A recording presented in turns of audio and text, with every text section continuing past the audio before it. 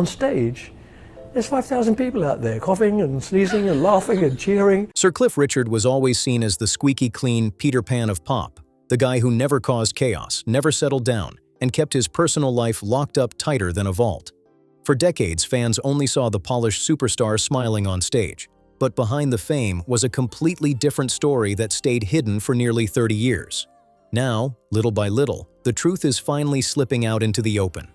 While millions watched him perform, Cliff was carefully protecting a private world that even some of his biggest supporters knew nothing about. People are now asking the same question everywhere. What exactly was he hiding all this time? And why has it taken so long for the mystery to finally crack? The deeper you look into Cliff Richard's life, the more surprising it gets. Long before the fame, the flashy suits, and the screaming fans, Sir Cliff Richard was simply Harry Roger Webb, born on October 14, 1940 in Lucknow, India. Back then, life looked completely different. His father, Roger, had a solid job working for the Indian Railways, while his mother, Dorothy, took care of the family and home. They lived comfortably in a place called Maqbara, surrounded by sunshine, family, and a peaceful lifestyle. Young Harry grew up alongside his sisters Joan, Jackie, and Donna, while his grandmother helped run a local girls' school. On the outside, it looked like the perfect childhood. But everything started changing fast because of the growing violence and political unrest during India's fight for independence. The safety and comfort the family once knew slowly started slipping away. By 1948, Harry's parents realized they couldn't stay any longer. Wanting a safer future, the family packed up their lives and boarded the SS Ranchi for a long 3-week trip across the ocean to England. For young Harry, it was a massive culture shock.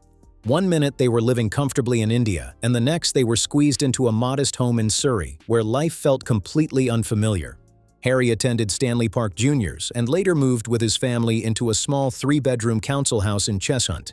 He worked hard in school and even stayed on longer to improve his English literature results. But deep down, books were never his real dream. Music had already taken over his mind. After leaving school, Harry got a regular office job as a filing clerk at Atlas Lamps. Day after day, he sorted paperwork while secretly dreaming about becoming a star. Everything changed when his father bought him a guitar at 16 years old. Harry became obsessed with skiffle music, the sound every teenager was crazy about during the late 1950s. He started performing in little local groups like the Quintones and the Dick Teague Skiffle Group, but Harry quickly realized that Harry Webb didn't exactly scream rockstar energy. In 1958, music entrepreneur Harry Greatorex suggested the name Cliff because it sounded solid and powerful, while friend Ian Samwell added Richard as a nod to the legendary Little Richard. Just like that, Cliff Richard was born. Cliff soon formed a band called the Drifters and landed a huge record deal. During one early recording session, the bosses originally wanted him to push a softer song called Schoolboy Crush. But once they heard Move It, everything changed instantly. The energy was too wild to ignore, and the label swapped the songs around at the last minute. Move It exploded up the charts and turned Cliff into an overnight sensation. Fans couldn't get enough of his slick style, sharp suits, and famous hip-shaking moves. Before long, people were calling him the British Elvis. His group later changed their name to the Shadows after discovering another band in America already used the Drifters name, but by then, Cliff's rise was unstoppable. Then came the moment that completely changed his life forever. In 1964, Cliff fully committed himself to Christianity. At one point, he seriously questioned whether he should even continue being a pop star because he worried fame didn't match his faith. He even considered becoming a teacher instead of chasing celebrity life. Thankfully, close friends encouraged him to keep doing both. In 1966, Cliff publicly shared his beliefs alongside preacher Billy Graham in front of a massive crowd, shocking some fans who weren't expecting Britain's biggest pop idol to openly speak about religion. But Cliff didn't care. His faith became a huge part of who he was. While many stars of the 1960s embraced wild lifestyles and controversy, Cliff went in the opposite direction completely. He focused on gospel music, family-friendly movies, and clean-cut entertainment instead. He even criticized other famous acts like the Beatles for exploring different spiritual ideas during that era. Cliff wanted people to know exactly where he stood. Over the years, he became the king of Christmas hits with songs like Mistletoe and Wine and Savior's Day, tracks that still blast through stores and shopping centers every holiday season. He also came painfully close to winning the Eurovision Song Contest twice. In 1968, his song "Congratulations" nearly took the crown, and some fans still swear the results were manipulated behind the scenes by political influence in Spain. Outside music, Cliff became a giant movie star too, appearing in fun musical films like The Young Ones and Summer Holiday. His face was everywhere on television, and Britain completely fell in love with him. Awards piled up non-stop, from Brit Awards to major industry honors, turning him into one of the country's most celebrated entertainers ever. Then came the biggest honor of all. In 1995, the Queen officially knighted him, making him Sir Cliff Richard, the first rock star ever to receive that title. It was the ultimate proof that the once shy boy from India had become one of Britain's biggest icons while somehow keeping his private world almost entirely hidden from the public eye. But staying on top for that long came with sacrifices most people never saw. Behind all the romantic love songs and charming smiles, Cliff quietly made a decision that shaped his entire life. His real commitment was always to his career. The stage became his true home, and deep down, he knew serious relationships could threaten everything he had built. Sir Cliff Richard spent decades singing about romance, heartbreak, and true love, yet his own dating life stayed surrounded by mystery. Fans constantly wondered why the eternal bachelor never got married, and Cliff eventually admitted that music consumed nearly every second of his life. According to him, being a husband simply didn't fit with the non-stop demands of fame. Still, there were several romances that nearly changed everything. Some relationships ended quietly, while others left behind awkward tension and hurt feelings that lasted for years. One of the most talked about women in Cliff's life was tennis champion and TV personality Sue Barker. Their romance started in the early 1980s after Cliff spotted Sue celebrating a tennis victory with members of the Shadows. Instead of waiting around, Cliff went straight into action. He tracked down her number, called her personally, and invited her to one of his concerts at the Hammersmith Odeon. Sue later described it as a lovely evening that quickly sparked a whirlwind romance. Even when Sue traveled overseas for tournaments in Japan, Cliff stayed in close contact by sending sweet telegrams and spending hours on the phone talking about tennis and life. They later reunited during Wimbledon and spent much of the summer together, but the constant media attention soon became exhausting for Sue. She enjoyed Cliff's company and admired how respectful he was with fans, always stopping for autographs and never acting like a diva. But not everyone around her approved of the relationship. Sue's father worried about the 16-year age gap because she was 25 while Cliff was already 41. He feared the difference could become a serious issue later in life. Eventually, the relationship cooled down, and things reportedly ended in a pretty awkward way. Sue later claimed that Cliff didn't even break up with her himself. Instead, a friend supposedly made the call for him. They briefly tried reconnecting after Cliff reached out saying he missed her, but both eventually realized friendship worked better than romance. Years later, more tension exploded after Cliff openly discussed the relationship in interviews, even admitting he once considered proposing but ultimately decided he didn't love Sue enough to spend the rest of his life with her. Sue wasn't happy hearing those comments repeated publicly over and over again. By then, she had already moved on and married landscaper Lance Tankard, and she grew frustrated with Cliff constantly revisiting their short romance in the press decades later. In her book, Sue reportedly joked that if she had known people would still be talking about a few months of dating 40 years later, she probably would have stayed far away from the whole thing altogether. To Sue Barker, the whole thing started feeling ridiculous after a while. She couldn't understand why Cliff kept bringing up their old romance in interviews decades later, especially when she never believed the relationship was serious enough to even talk about marriage in the first place. In her eyes, Cliff had blown their short time together way out of proportion, and she reportedly wished he would finally stop dragging her name back into the spotlight and respect the life she had already moved on with. But Sue wasn't the only woman connected to Cliff's complicated love life. Back in the swinging 1960s, Cliff became incredibly close to a beautiful young dancer named Jackie Irving during a summer packed with performances in Blackpool. According to Cliff's own memoirs, the two spent nearly all their free time together, laughing backstage, going dancing, and enjoying the excitement of the entertainment world together. Jackie was just 19 years old and quickly became one of the most important women in Cliff's life. He later admitted he seriously thought about marrying her. But then came the shocking moment that completely changed everything. Cliff actually went to his manager and asked whether getting married would damage his career. When he was warned that he could lose a huge chunk of his female fan base, Cliff made a brutal choice. He ended the relationship almost immediately to protect his fame. When Cliff later shared that story during an interview with Piers Morgan, even Piers looked stunned. He openly called Cliff ruthless for walking away from someone he cared about just to keep record sales high. Cliff defended himself by saying the decision simply proved he wasn't deeply in love enough to sacrifice the career he had worked so hard to build. Still, plenty of people found the whole situation cold and calculating. Before Jackie, there was another woman who left a major mark on Cliff's life, a dancer and singer named Delia Wicks, whom he met around 1960 as his fame exploded at the London Palladium. Cliff reportedly cared for her deeply and even described her as his special girl, but once again, his obsession with success got in the way. Instead of trying to balance love and fame, Cliff chose his career all over again. In a heartbreaking move, he reportedly ended things by sending Delia a painful Dear John letter so he could fully focus on becoming one of the biggest stars in Britain. For Delia, the split was devastating, but for Cliff, fame always seemed to come first. Over the years, there were other rumored romances and near misses too, including his longtime admiration for late actress and singer Olivia Newton-John. Cliff openly admitted that he, along with countless other men during the 1970s, had a huge crush on Olivia. But because she was already engaged at the time, he felt the opportunity slipped away before anything serious could ever happen.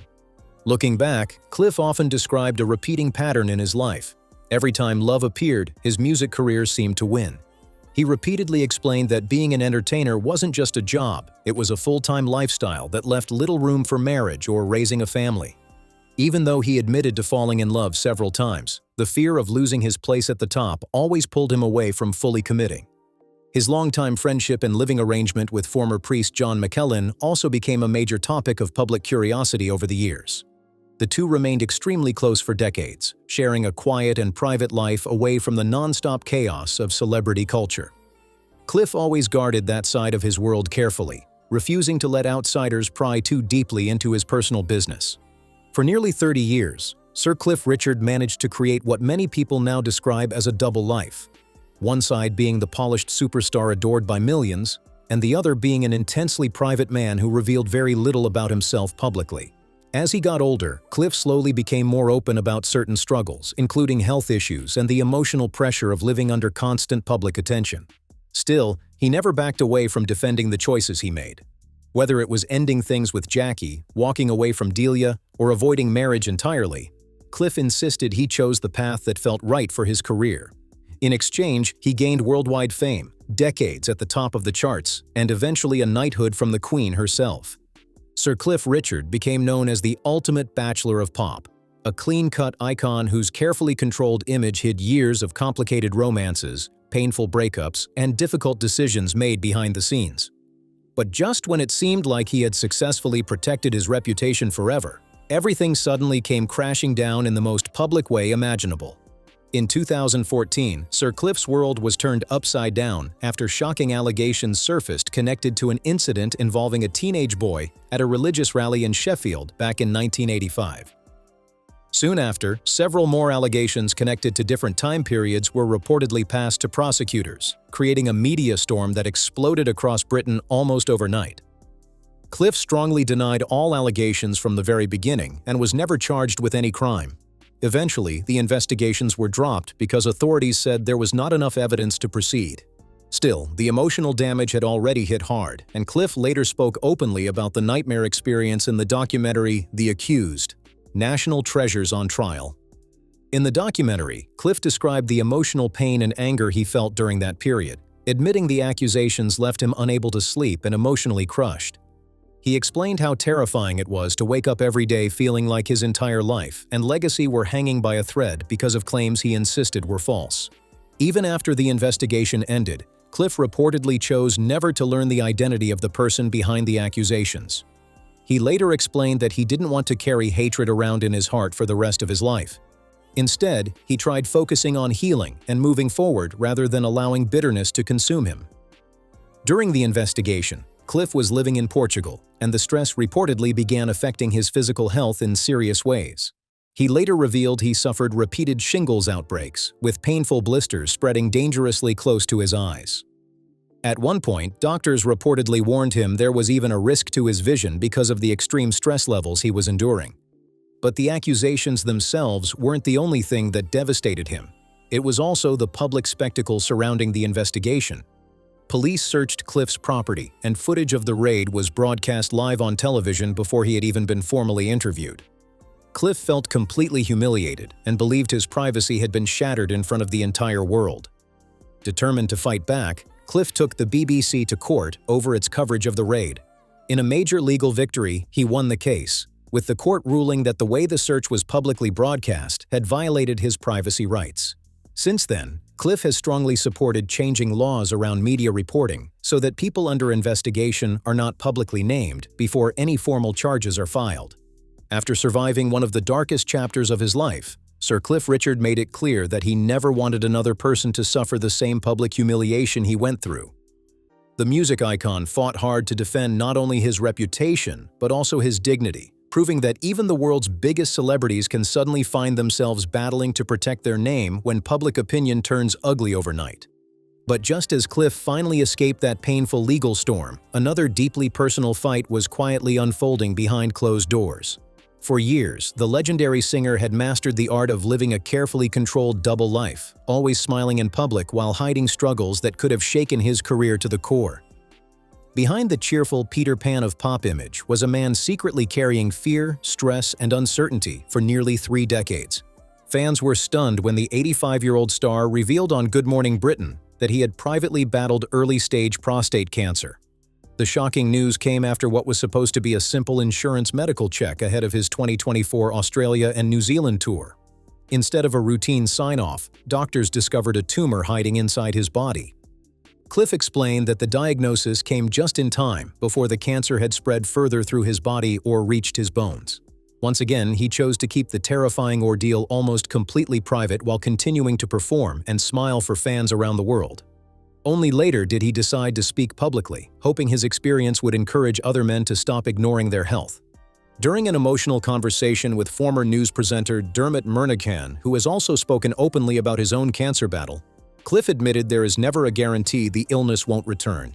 He spoke honestly about the fear that comes with hearing the word cancer, while urging men to stop acting invincible and start getting regular health checks before it is too late. It's a powerful image when you think about it. Cliff performing for thousands of cheering fans while privately wondering what his future might look like.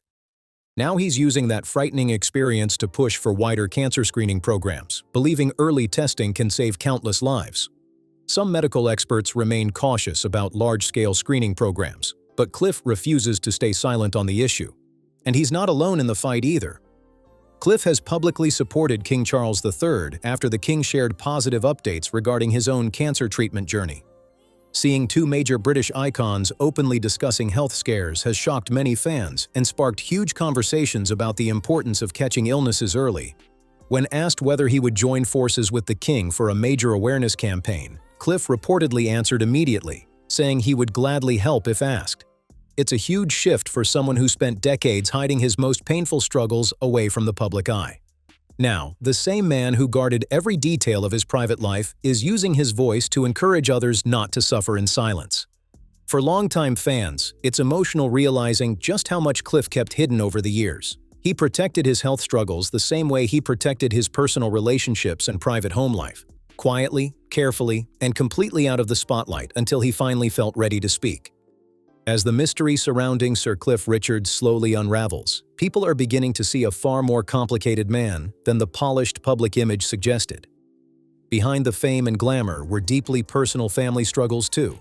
One heartbreaking moment came in 1988, when his young nephew Philip Harrison spent months in a children's hospital fighting serious health problems during the first months of his life. The terrifying experience deeply affected Cliff and inspired him to spend years raising money for the hospital that helped save his nephew. It revealed a softer and more emotional side of the superstar, a man who, despite worldwide fame, still placed enormous importance on family and loyalty. For nearly 30 years, Cliff also maintained a living arrangement that constantly fueled public curiosity. Rather than living alone, he shared his home with his longtime manager Bill Latham and Bill's mother, describing them as part of his second family. At one stage, Bill's girlfriend even lived there too, creating a quiet support system far removed from the chaos of celebrity life. According to people close to him, Cliff never saw bachelor life as loneliness. Instead, he believed staying single gave him total freedom to dedicate himself fully to music, faith, charity work, and his love of tennis. Still, the unusual setup led to endless gossip and speculation about his private life over the years. For decades, rumors about Cliff's sexuality followed him everywhere, but he consistently denied them publicly. Back in the late 1970s, Cliff openly pushed back against the gossip, arguing that people unfairly assumed any man who stayed single or avoided wild behavior had to be hiding something. He admitted the constant speculation hurt him deeply at times, but he refused to marry simply to silence rumors. To Cliff, marriage was sacred and not something to be used as a public shield. He strongly believed single people should never be treated like outsiders or made to feel embarrassed about their personal choices. Eventually, he accepted that people outside his close circle would always believe whatever they wanted. Then came another devastating blow in 1999 when his close friend, beloved TV presenter Jill Dando, was tragically murdered. Cliff later admitted the loss shook his faith to its core. He struggled with overwhelming anger, heartbreak, and confusion, unable to understand how someone he viewed as kind and genuine could die so suddenly and violently. He attended her funeral and supported her grieving family while privately wrestling with grief and spiritual doubt. It exposed a much more vulnerable side of Cliff that fans rarely saw, a man dealing with pain, anger, and emotional exhaustion behind the polished celebrity image. Eventually, Cliff found comfort again through his faith and his longtime commitment to helping others. For decades, he has reportedly donated 10% of his earnings to charitable causes, believing money should be used to improve lives rather than simply build wealth. He has supported organizations like Tear Fund, helping fund projects tackling poverty in countries including Uganda and Brazil. And Cliff didn't just donate from afar, he personally traveled overseas to witness the work being done with his own eyes.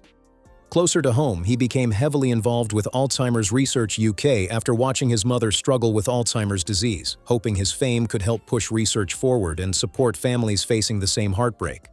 He also launched a tennis foundation aimed at helping hundreds of thousands of children become more active through sports and school programs. So while Sir Cliff Richard spent decades hiding parts of his private world from public view, the truth finally emerging paints a surprising picture. Not just of a superstar protecting secrets, but of a man quietly giving huge parts of himself away to help others behind the scenes. And after everything, the fame, heartbreak, accusations, illness, and decades of rumors, Sir Cliff Richard remains one of Britain's most fascinating music legends, proving that sometimes the biggest secrets are hidden behind the brightest smiles. So after decades of mystery, rumors, heartbreak, and hidden battles, the real story of Sir Cliff Richard is finally coming into focus. Behind the polished smile and legendary career was a man fighting private wars the public never fully saw. From secret romances and painful sacrifices to health scares and public scandals, Cliff spent years protecting the parts of his life he wasn't ready to share with the world. And whether people admire his choices or question them, one thing is impossible to deny. Sir Cliff Richard managed to survive fame, pressure, controversy, and heartbreak while staying one of the biggest names in music history. What do you think about Cliff's shocking double life and the secrets he kept hidden for nearly 30 years? Let us know in the comments below, and don't forget to like, subscribe,